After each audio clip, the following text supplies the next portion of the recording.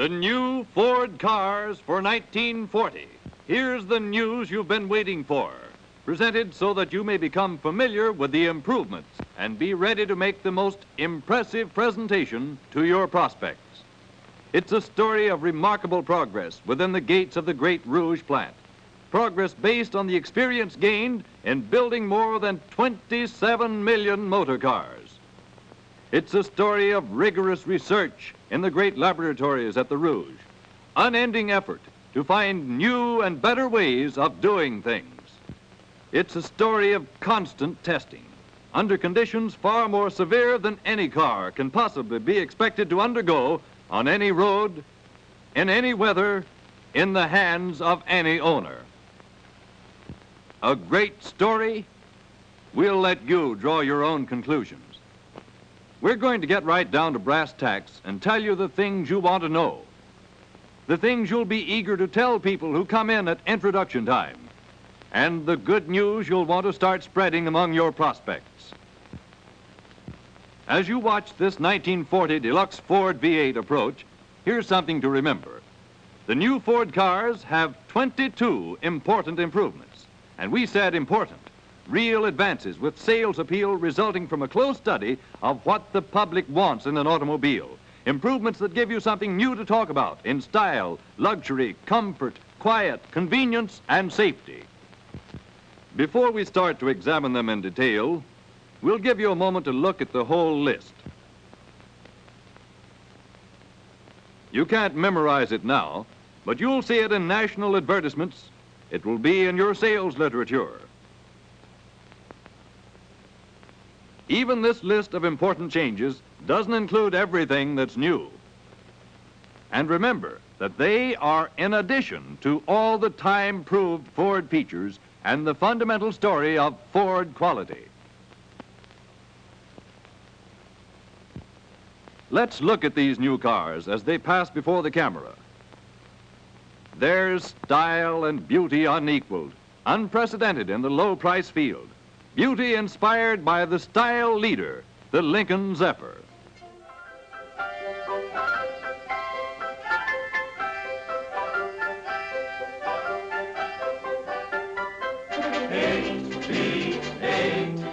My cylinders, count them, are 8. What others do well in, we're built to excel in with 8. V8.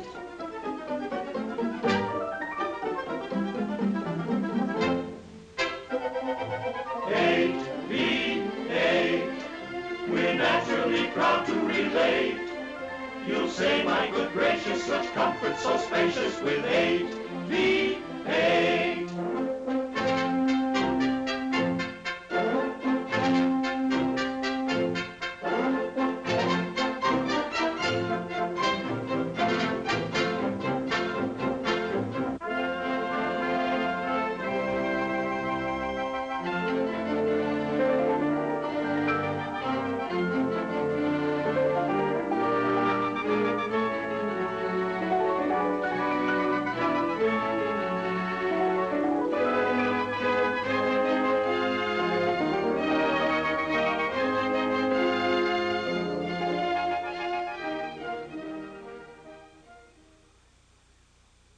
A newly designed front end on both the deluxe and the lower-priced Ford V8 for 1940.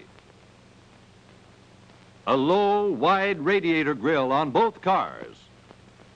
These are really modern cars with a strong, graceful beauty that continues throughout the length of the body in both the deluxe and the Ford V8 models. Big cars with long hoods, long lines, and attractive use of bright metal. New interior beauty, too, is a feature of the 1940 Ford cars. Look at the rich, roomy interior of this deluxe Ford. Beautifully fitted, with every detail designed to please the prospect's eye. Both the new deluxe and the lower-priced Ford V8 have considerably more legroom, as much as 4 inches in the sedans, and both have more elbow room and greater seating comfort. The appointments are of the type that appeal to all prospects, that help you sell the car on sight. For 1940, the deluxe Ford has a smart 2-tone instrument panel in maroon and rose sand. with 2 conveniently placed ashtrays, 1 at each end. And with a new instrument grouping that puts speedometer, gauges, and headlamp beam indicator directly in the driver's line of vision through the new 2-spoke steering wheel. The glove compartment has plenty of room and is equipped with a clock on the door. The 2-tone harmony of the deluxe instrument panel is carried out in the steering wheel and fittings, and continues through a choice of handsome upholstery fabrics that blend with the car's interior fittings. Here's harmony of appointments that sets a new pattern for luxurious interior styling. The instrument panel of the lower-priced Ford V8 is newly designed, too. This year, every Ford car has a dimming switch for instrument panel lights, a battery condition indicator, a lock for the glove compartment door, and 2 ashtrays in the instrument panel. Extra value features all. Here's sensational news for you and every motor car prospect. Both the new Deluxe and the lower-priced Ford have fingertip gear shift on the steering post at no extra cost. This is one of the many 1940 Ford features with great sales appeal for all and with special significance for women drivers. As Ford engineers have developed it, this type of gear shift is simple, smooth, quiet, and easy to operate. Shifting can now be done with the fingertips. Because the gear shift lever is mounted on the steering post, there is more leg room in the front compartment, and the engineering of the new shift brings a new degree of quiet operation. Yes, this new Ford attains a new degree of quiet throughout. Scientific soundproofing, already a Ford feature, has been carried even further this year. For further quiet, both Ford cars now have the blocker-type transmission used in the Mercury and the Lincoln Zephyr. So perfectly are the gears synchronized that gear shifting is now easier and quieter. Here's another feature that contributes to the built-in quiet of these new Fords: curved disc wheels that reduce tire and road noises and sounds resulting from brake application, and also add to beauty. Now an entirely new ventilating system for all 1940 Ford cars: controlled ventilation. The front windows are divided. The forward section not only pivots but tilts as it swings. The rear half of the window rolls down completely, leaving no metal strip to obstruct the driver's vision or to interfere with hand signals. Yes, comfort with a capital C is a mighty important feature of these new Ford cars. You know what Ford triple cushion comfort meant last year. This year it has been developed to an even higher degree. The deep, soft, floating edge seats are of an improved construction. The Ford double-acting hydraulic shock absorbers are newly designed for 1940 to include a self-sealing packing gland that guards against fluid loss and requires less frequent servicing. And here's another brand new improvement: a ride stabilizer on all 85 horsepower models to give an even smoother ride. The ride stabilizer is a torsion bar that helps keep the car on an even keel under unfavorable driving conditions. Take your prospects out on the highway and let them get the feel of this new Ford ride. And again, in 1940, the Ford stabilized chassis gives level starts, level stops, and a level ride through the use of full torque tube drive, transverse springs, front radius rods, and unusually low center of gravity. For 1940, the spring suspension has been improved through the use of a longer front spring on all 85 horsepower Ford models. Both front and rear springs are softer. Demonstrate this new Ford ride to every possible prospect. Look at this new two-way adjustable driver's seat. This seat is now adjustable within a range of 4½ inches and rises as it slides forward without changing the correct restful angle of the seat back. There's added comfort, too, in the design of the new type resilient front seat backs. They make possible additional inches of leg room without sacrifice of comfort. Safety is always an important sales factor, and these 1940 Ford cars give you a chance to present a safety story that can't be beat. For safety at night, new sealed beam headlamps. This new type headlamp that gives 50% greater illumination and permits the driver to see nearly twice as far ahead, and the original efficiency lasts practically for the life of the lamp. Lamp bulb, lens, and reflector are sealed in a single unit so that dust and moisture can't get in to corrode the reflectors. The new lamps have two separate beams, a country beam for the open road and a traffic beam for passing or city driving. The traffic beam, stronger than the previous driving lights, is directed down the side of the road at a sharp angle to the right, so that approaching drivers get no glare, yet all objects are clearly revealed. For convenience, the control button has been moved to the left of the clutch pedal. And the headlamp beam indicator is now centered above the instrument group directly in front of the driver. Demonstrate the sealed beam headlamp system at night. Show the greatly improved vision and greater safety these lamps provide. All new Ford cars have separate parking lamps set into the rims of the sealed beam headlamps.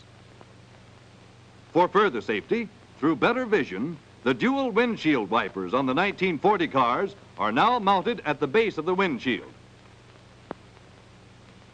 And for 1940, the big, powerful Ford hydraulic brakes have steel drums with cast iron braking surfaces, which are quieter in operation. But now, let's look beneath the hood. Again this year, the V-type 8-cylinder engine that has given dependable, economical performance to more than 6 million owners. The engine that has made the term V8 synonymous with the Ford name. Plus a new battery of 20% greater capacity. And a higher output generator to meet the demands of the sealed beam headlamps and the many other electric units to be found in these 1940 cars.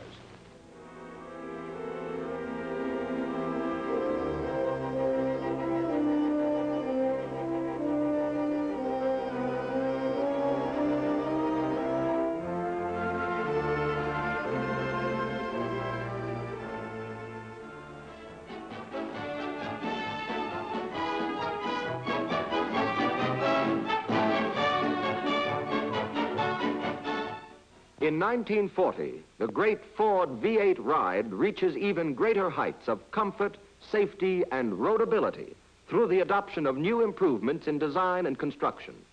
There is an interesting story to be told about these improvements, a story of constant engineering research and testing to find new and better ways to attain the peak of riding comfort. This is the story of a finely balanced combination of ride features, each feature designed to do a specific job in order to prevent bumps in the road from reaching the passengers in the car. Working together, the seat cushions, the rigid frame, the riding base, the springs and shackles, the shock absorbers, and the tires all perform their part to ensure passengers against road shocks. The efficient performance of each of these features is essential to the efficient performance of all. Together, they are responsible for the riding comfort. A long spring base or riding base is a fundamental requirement for maximum riding comfort. And in this respect, Ford-built cars excel. Here we see the riding base of the Ford V8, 123 inches. The wheelbase, through exclusive engineering features, is held to a lesser dimension, thus enabling easier handling and easier parking. The seats are chair-high, wide and deep, tilted at just the right angle for greatest comfort. Longer springs have greater flexibility and produce a more comfortable ride. The 1940 front springs, which are approximately 2 inches longer, have a slower oscillation frequency with still more freedom from jolting action. Ford spring suspension guarantees independent action on all 4 wheels. Ford spring leaves are rounded and tapered at the ends to further increase their flexibility and eliminate scraping action. The main leaf of the spring is supported throughout its entire length by the second leaf, which extends past the shackle bolt. Controlled internal spring lubrication, as shown in this cutaway section, ensures thorough lubricant distribution by force under pressure to every necessary point. This is an exclusive feature. Each leaf is grooved lengthwise on both sides. These grooves join a passage which is cut into the sides of the center bolt hole. The leaves are held together with a solid bolt. A specially designed nut permits the lubricant to enter the grooves in the spring leaf. Inverted arch springs like this allow lubricant to drain away from friction points, but the arch of the Ford spring creates a gravity flow to the ends of the leaf where needed. The flexible metal spring covers provided on deluxe models effectively seal the lubricant in while affording complete protection against sand and dust, salt and other corrosive agents, and water. The kind of lubricant used is important. Ford spring lubricant is recommended exclusively. Developed by Ford Laboratories, this lubricant is composed of an oil chosen to flow and penetrate at all temperatures and polishing materials with suspending agents in scientifically determined proportions. It will not dry out nor clog the grooves. It keeps the leaves polished and efficiently lubricated, polishing as it lubricates, which prevents pitting, rusting, and scraping, thus maintaining high riding qualities. Side sway and rolling must be controlled. The improved ride stabilizer keeps the body on an even keel when rounding curves at high speeds. It resists the tendency to veer when struck by strong crosswinds. The endurance of the ride stabilizer is demonstrated on the torture machine, where continuous wrenching and twisting go on incessantly. Double-acting shock absorbers assist in the creation of superior ride performance. Important improvements for 1940 make the necessity for servicing less frequent. To better illustrate the simplicity and rugged construction of these improved shock absorbers, the demonstration model is shown. First, there is the wing shaft. Next, the flange with the fixed wings, which are held in the dowels. Then the 70-pound tension spring, the spring seat, the packing seat, the rubber-impregnated felt packing and fiber packing, and finally, the cover. The self-adjusting wing shaft packing gland, together with an automatic continuous pressure take-up spring, exerts approximately 70 pounds pressure on the packing around the wing shaft, eliminating manual adjustment of the wing shaft packing gland. Enlargement of the orifice in the wing shaft facilitates passage of the fluid, particularly in cold weather. The valve still retains the feature of automatic release under extreme pressure. An improved check valve at the lower end of the wing shaft results in a much softer ride during slow movements of the shock absorber without sacrificing stability. The longer springs exert less rebound pressure. Therefore, the resistance of the shock absorber has been reduced to conform with the new springs. Another improvement. One simple, easy adjustment permits you to fit the ride to individual requirements. Tires also contribute to riding qualities. Every Ford-built car is equipped at the factory with tires of correct size for greatest riding comfort, safety, and maximum tire life. The resiliency of the tire at a specified pressure is predetermined by the manufacturer. Any variation in this recommended pressure seriously affects the ride. Therefore, it is highly important that recommended pressures always be maintained. Each of the features operating normally will perform its function efficiently and unfailingly to maintain complete ride satisfaction. The cushions, frame, springs, shackles, shock absorbers, ride stabilizer, and tires, coupled with unusually long riding base, all contribute their part to the ride. But to ensure their normal functioning, periodic inspection, lubrication, and occasional adjustments when required should be performed by qualified servicemen. The factory recommended procedure follows. First, correct tire inflation to specified pressures in all tires. Second, place the car on the hoist. Third, examine springs and lubricate with special Ford M4628 spring lubricant. Whenever possible, explain to the owner that this special lubricant is essential to satisfactory performance and is available at all authorized dealers. Fourth, examine spring shackles for excessive wear and correct if shackle bolt is rubbing on shackle link. Fifth, verify level of fluid in shock absorbers and add Ford shock absorber fluid until it begins to run out of the filler hole. Impress the owner with the importance of using only genuine Ford shock absorber fluid, M1046. Improperly serviced and adjusted shock absorbers will do much to destroy the excellent riding qualities of the car.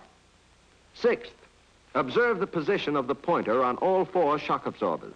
Be sure that they are set identically in relation to the master setting scribed on the body of the instrument, which designates the original factory adjustments. Do not attempt adjustment on new cars until driven at least 1,000 miles. 7, test adjustments on the road, with the owner if possible, and be sure he is satisfied. Inform him Ford shock absorbers can be adjusted to his individual requirements. If the owner feels the action is too free, turn the pointer clockwise 1/32nd of an inch. For a freer action and softer ride, turn the pointer counterclockwise 1/32nd of an inch. Never turn the pointer more than 1/32nd of an inch in either direction for each trial, because a very slight movement of the adjusting pointer makes a tremendous difference in the resistance of the shock absorber. Out on the test track, the importance of all these features is readily apparent. The Ford springs and rugged front axle resist side sway and help maintain a correct riding position. The wheels do not lean dangerously in a direction opposing the turn, thus assuring the driver of maximum safety and easy steering control. The Ford Ride Stabilizer keeps the car on an even keel. Besides being important for riding comfort, it also provides a measure of safety. Here's a road that proves the stamina and strength of the car, and especially the springs and shock absorbers. Those big bumps in the road ahead are higher than the average curbstone and are placed alternately to produce the greatest twisting action. Of course, no car in normal service will ever be subjected to such extreme usage. The torture road is well named, constructed of big, irregular-shaped stones set in concrete. It delivers terrific impacts. Yet, slow motion proves that the body rides practically level while the wheels are jolting vigorously up and down over the rough boulder surface, a convincing proof of a great ride.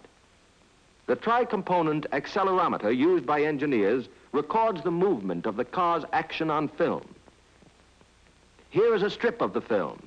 In this way, Ford engineers are continually checking ride performance. But here is simplified and convincing proof that anyone can understand. First, the car travels over this torture road with shock absorbers improperly adjusted. The car is writing a record of its movement as it travels along. Notice the white marker on the front hubcap and front fender. The white mark on the hubcap shows how wheels follow the contour of the road. Watch the fender marker. Remember, the shock absorbers are incorrectly adjusted. Now let's adjust the shock absorbers correctly and repeat the same test. Look at the difference. Now the upper line indicating body movement is practically level, while the wheels bounce just as violently as before. This is absolute proof that correct adjustment is extremely important. Every feature we have described is important. Luxurious cushions, rigid frame, long riding base, long flexible springs, vertical spring shackles, improved ride stabilizer, double-acting hydraulic shock absorbers, correct tire pressures, and efficient maintenance service. At every opportunity, make sure that each ride feature is working at its maximum efficiency. Leadership in engineering must be supported by leadership in service. Built into the Ford V8 for 1940 is a great new ride, and it is the responsibility of the servicemen to maintain this riding comfort at its peak. Being host to so many members of the press at the preview of new Ford, Mercury, and Lincoln Zephyr cars in Dearborn October 2nd was a lot of fun, and the guests all seemed to have a good time, too. The photographic department has the proof of that in this little movie showing the main events of the day. And what a swell day it turned out to be for a trip to the country. So this is our review of the preview. After the presentation of the 1940 cars and trucks in the theater of the Ford Rotunda, everyone came out and got in one of the new cars. There were 50 new 1940 cars on hand to take guests to see some of the 15 village industries Mr. Ford has established on water power sites along some of the little streams within a radius of 50 miles of Dearborn.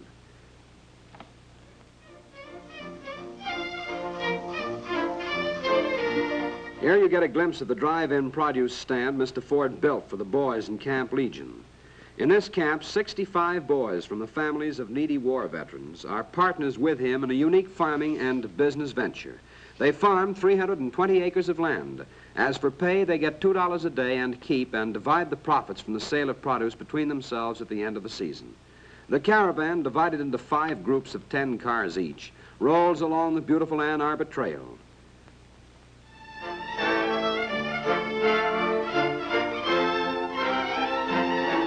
Then it draws up at Nankin Mills. This attractive little plant is the first of the Ford village industries. Mr. Ford established it in 1918 as part of his plan for a better balance between agriculture and industry, and to show that even small streams could provide power for industrial use. This building once was a tumble-down grist mill, a relic of pioneer days, but now it contains the most modern machinery. Here, instead of grinding meal as they did in the old days, skilled workmen make stencils and small dies for use in the big Ford Rouge plant in Dearborn. Power is provided by the stream, but nowadays the water drives an electric generator instead of turning the old mill wheel. From Nankin Mills, the route leads by the little Newburgh plant, situated at the entrance of one of the region's finest parks. The plant is in its own park-like setting on the shores of the scenic lake, which supplies water power. Ford workmen here produce twist drills for use in the Rouge plant.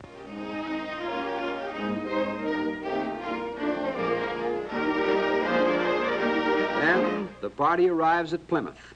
In this plant, taps for threading metal are made by highly trained craftsmen, many of whom own and operate farms in the countryside nearby. This building also is on the site of an old grist mill, and like all the others, it was designed to fit harmoniously into the countryside, for these village industry buildings are things of beauty as well as utility. The Michigan countryside is lovely at this time of year, and visitors were interested in the number of little lakes, such as this one along the route. Phoenix was the next plant on the itinerary. It was of particular interest to the ladies in our party because almost all the employees in the Phoenix plant are women. They make small parts for the electrical system of our cars, such as generator cutouts, voltage regulators, and stoplight switches.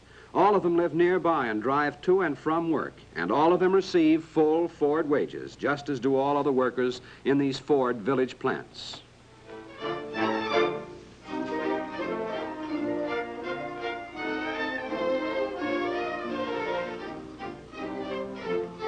The motorcycle escort led the way on to Waterford, a delightful little plant where precision gauges are made. Ford's standards of accuracy are very high, so much so that more than 38,000 precision gauges are in use each working day in the Ford Rouge plant. Many of the gauges are made here. Since some of the gauges are accurate to millionths of an inch, making them requires skill.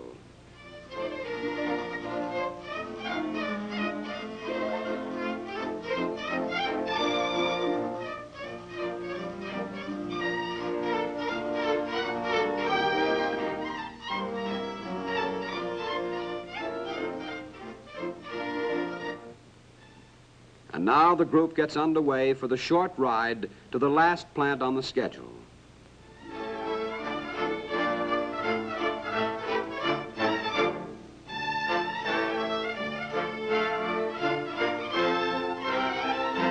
This is the Northville plant, distinguished by its picturesque water wheel. This little plant really isn't so little because it employs more than 200 men from the village and nearby countryside.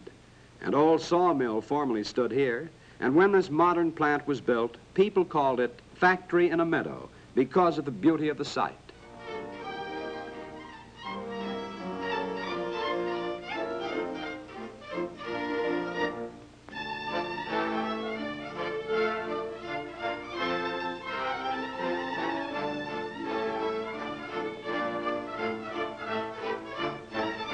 They make engine valves in this plant, and the guests inspected some of the valves as they moved along on overhead conveyors. In fact, here are some of them, and them means both guests and valves are shown.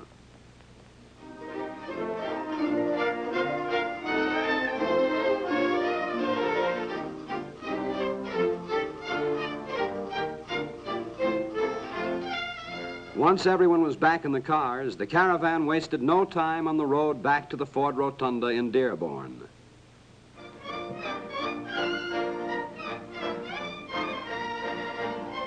And upon arriving there, they found the north lawn had been converted into an outdoor picnic site with gaily colored umbrellas, rustic tables, and strolling men with mandolins, to say nothing of accordions and bowl fiddles.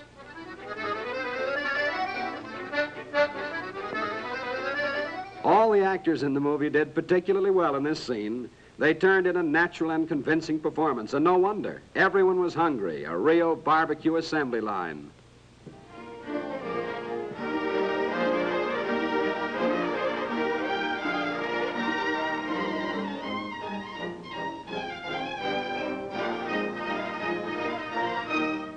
Very much among those present at the table was John R. Davis, Ford General Sales Manager, seen in action here.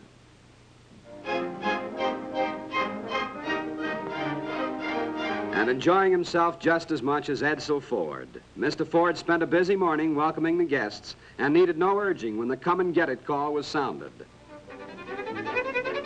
The hillbilly band from the Rouge plant serenaded at almost every table before they had to knock off for their own lunch.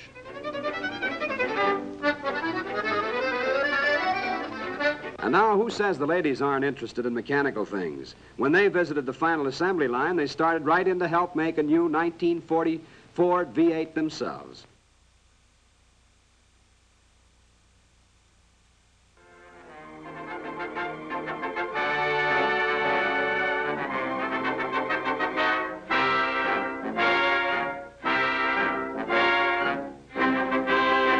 New York City, August 26, 1940.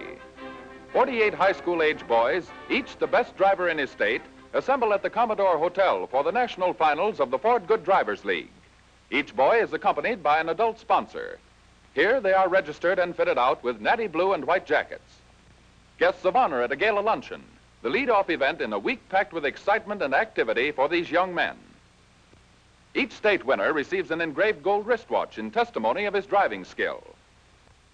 Under the Good Driver emblem, George F. Perot, League Secretary, introduces the Board of Judges and special guests.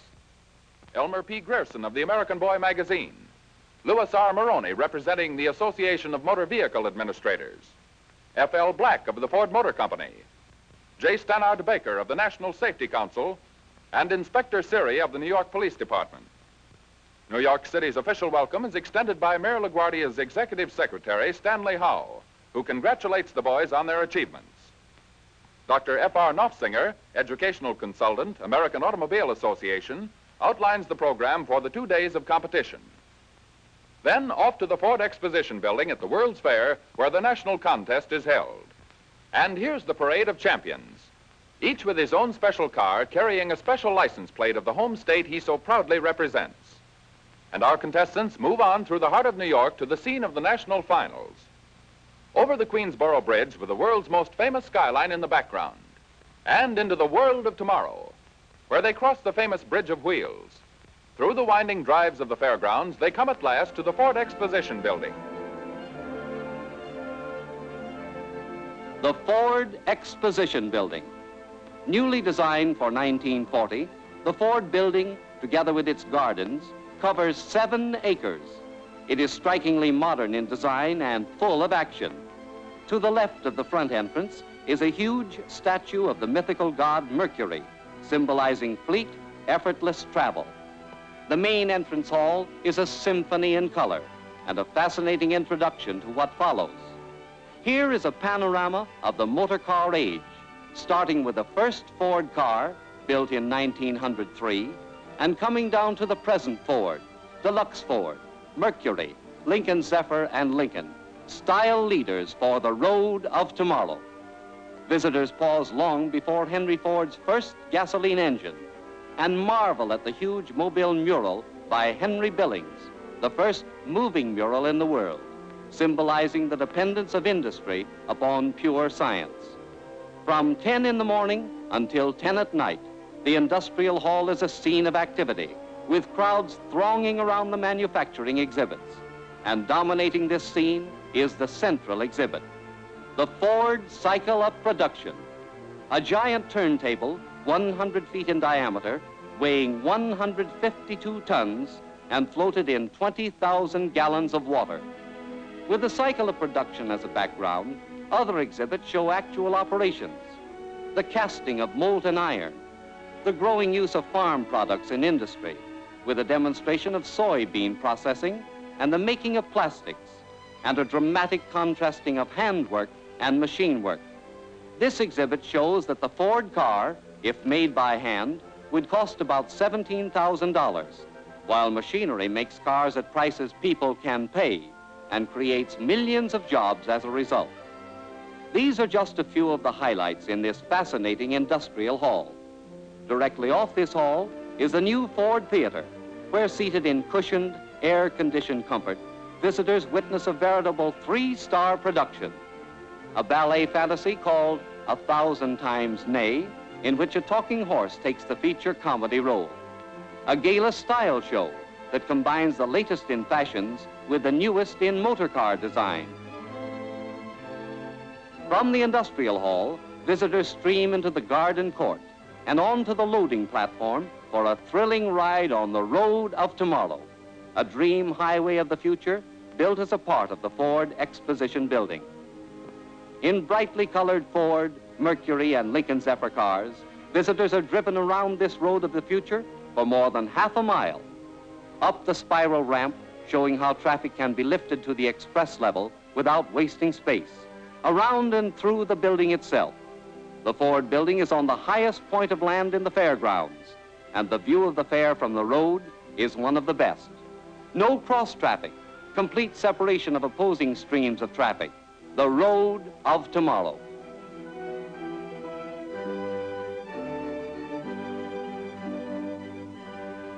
As a part of the contest, every boy is graded in a series of reaction tests to determine his inherent driving ability. Besides the test for eye balance, each participant undergoes a test for color blindness, measurement of glare reaction and glare retention, complex reaction test, and finally takes his place behind the wheel of the driveometer, an ingenious machine which duplicates in miniature many of the driving problems encountered in an average 50 miles of travel. In the court of peace are held a series of intricate tests to determine each boy's ability to maneuver a car in close quarters. If you think that was tough, watch this. Uh-oh, he loses a point for hitting that stanchion. Talk about stopping on a dime. He's close, but not close enough. Here's one that really takes skill. What if they built grease racks this way? A keen eye and a steady hand that would reflect to the credit of a veteran driver. Emergency stop. Watch those puffs of smoke. They measure driver's reaction time and braking distance. And if you think your Saturday night parking problem's bad, look at this.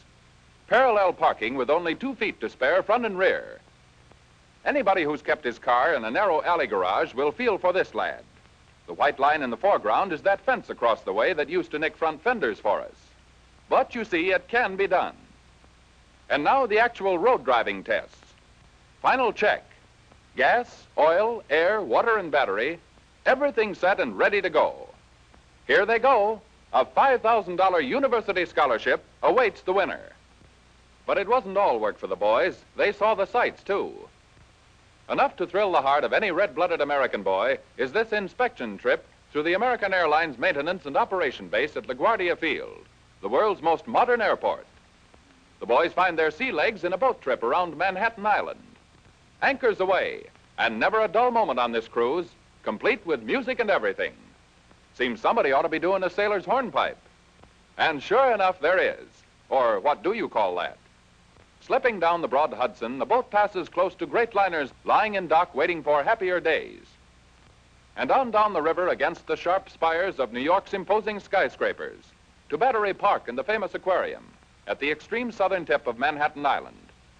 The boat trip around the island was particularly interesting to the boys, most of whom had never before visited New York City. For the boys who were sport fans, all of them in other words, the sportsman's luncheon was a real treat. The principal speaker was none other than that best known and best loved of all sports commentators, Grantland Rice. Lefty Gomez and Babe Dahlgren of the New York Yankees are the principal attraction at this table, while Kieran, Rice, and Mr. Ford fall easy prey to the autograph hunters here at the speaker's table. More sightseeing. Radio City, shrine of movie fans all over the country. Dinner for Dobbin, while one of New York's finest looks on. This gay scene sounds the keynote for the championship banquet at the Ford Exposition Building. League President Edsel Ford chats with the boys, while the orchestra continues to play, setting the stage for the presentation ceremonies. Fred Black, manager of the Ford Exposition, opens the program. Introducing Toastmaster Linton Wells, world traveler and famed radio news commentator. Principal speaker is Captain E.V. Rickenbacker, whose celebrated career in the automotive and aviation worlds endears him to every boy. Toastmaster Wells presents Edsel Ford, whose brief address precedes the announcement of winners and awarding of prizes. The league will continue next year, says Mr. Ford, with girls as well as boys eligible to membership. The awards are made. To every boy, a scholarship of at least $100. And to champion Gene Kennard of Evansville, Indiana, a $5,000 education at any university he chooses. Close on his heels in the scoring is runner-up Jimmy Heimer of Phoenix, Arizona, who receives a $2,000 scholarship. In addition to the scholarship, Kennard receives this beautiful trophy from the hands of Mr. Edsel Ford. Probably the happiest person there is Jean's mother as she stands at her boy's side. These two boys are not the only winners, however, for 3 boys receive $500 scholarships, the next 8 receive $250 awards, and the next 35 $100 apiece. Congratulations and good driving all.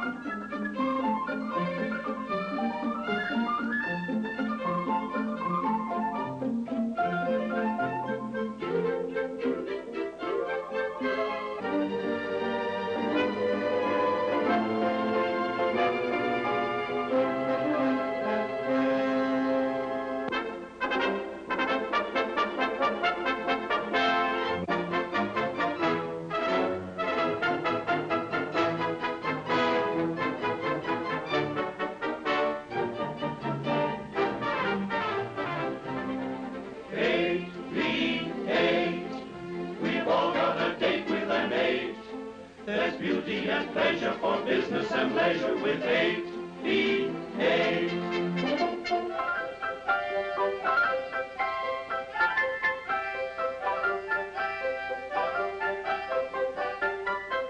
8V8. My cylinders, count them, are 8. What others do well in, we're built to excel in with 8V8.